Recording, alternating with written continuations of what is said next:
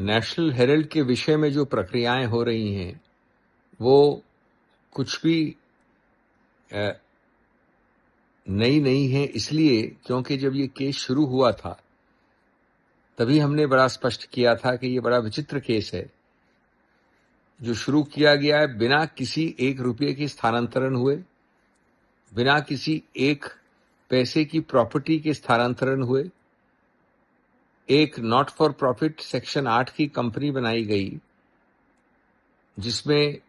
श्रीमती सोनिया गांधी और अन्य लोग, लेट श्री मोतीलाल वोरा जी इत्यादि सब डायरेक्टर्स थे, जिसमें न डिविडेंड दिया जा सकता है न कोई कमर्शियल ट्रांजैक्शन हो सकता है, सिर्फ नेशनल हेराल्ड की पुरानी प्रॉपर्टीज को मैनेज करने के लिए। उस पर एक मनगढ़ंत झूठा केस रचा गया है। उसी प्रक्रिया में एक श्रृंखला में ये एक और चीज हुई है जो चार्जशीट फाइल हुई है, जो प्रक्रिया होती है। शुरुआत से इसका पूरी तरह से कानूनी रूप से नियंत्रित रूप से सामना किया जा रहा है और मैं बताना चाहता हूं कि एक फेक केस है जिसमें कोई भी तथ्य नहीं है, निराधार है और अंततोगत्वा इसमें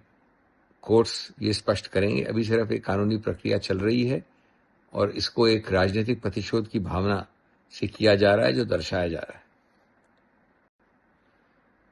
नेशनल हेराल्ड के विषय में जो प्रक्रियाएं हो रही हैं वो कुछ भी नई नहीं है, इसलिए क्योंकि जब ये केस शुरू हुआ था तभी हमने बड़ा स्पष्ट किया था कि ये बड़ा विचित्र केस है जो शुरू किया गया है बिना किसी एक रुपये के स्थानांतरण हुए, बिना किसी एक पैसे की प्रॉपर्टी के स्थानांतरण हुए। एक नॉट फॉर प्रॉफिट सेक्शन 8 की कंपनी बनाई गई जिसमें श्रीमती सोनिया गांधी और अन्य लोग, लेट श्री मोतीलाल वोरा जी इत्यादि सब डायरेक्टर्स थे, जिसमें न डिविडेंड दिया जा सकता है न कोई कमर्शियल ट्रांजैक्शन हो सकता है, सिर्फ नेशनल हेराल्ड की पुरानी प्रॉपर्टीज को मैनेज करने के लिए। उस पर एक मनगढ़ंत झूठा केस रचा गया है। उसी प्रक्रिया में एक श्रृंखला में ये एक और चीज हुई है जो चार्जशीट फाइल हुई है, जो प्रक्रिया होती है। शुरुआत से इसका पूरी तरह से कानूनी रूप से नियंत्रित रूप से सामना किया जा रहा है और मैं बताना चाहता हूं कि एक फेक केस है जिसमें कोई भी तथ्य नहीं है, निराधार है और अंततोगत्वा इसमें